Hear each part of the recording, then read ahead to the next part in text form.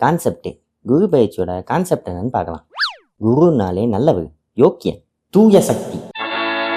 இந்த சக்தியை இப்போ 3 ராசி கொடுக்க போறாரு. அதாவது அவர் நின்ன இடத்துல இருந்து 5, 7, 9 இந்த இடத்துக்குலாம் அந்த தூய சக்தியை கொடுக்க போறாரு. இப்போ இந்த ஜூன் மாதம் குரு மிதுனத்துல இருந்து கடகத்துக்கு வர போறாரு. ஸோ கடகத்தை 1ன்னு வச்சுக்கோங்க.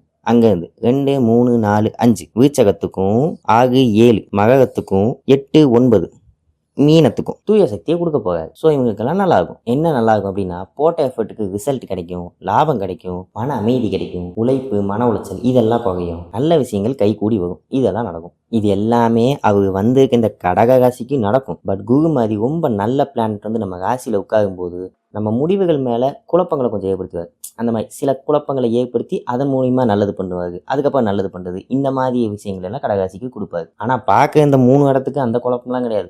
ஆகி வழங்குவாப்புல.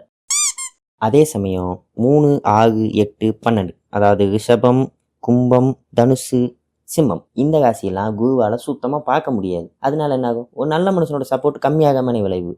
எப்படின்னா இத்தனை நாளாக பேசிக்காக கிடச்சிட்டு இருந்த விஷயம் கூட இனிமேல் கொஞ்சம் எஃபர்ட் போட்டு தான் எடுத்துக்கணும் அப்படின்ற மாதிரி விளைவை ஏற்படுத்திடும். அதாவது லக்கை கொஞ்சம் கம்மி பண்ணி விட்டுவாங்க. அதை நம்ம எஃபர்ட்டை போட்டு மேனேஜ் பண்ணலாம். ஓகேங்களா? ஓகே. இதில் இந்த தனுசு மட்டும் கொஞ்சம் டிஃப்ரெண்ட்டு. தனுசை பற்றின தனி வீடியோவில் போட்டேன். எல்லா ராசியை பற்றி தனித்தனியாக வீடியோ போட்டேன். முக்கியமாக ஃபஸ்ட்டு இந்த மீனோ சிம்மத்தை போட்டலாம். ஏன்னா அவங்கள தான் சனி போட்டு புகட்டி எடுத்துக்கிட்டு இருக்காப்புல. கவலைப்படாதீங்க, நானும் மீன ராசி தான். அப்போ அப்படியே விருச்சகம், கும்பம், துலாமு, மிதுனம் அப்படியே படிப்படியாக வந்துடுவோம்.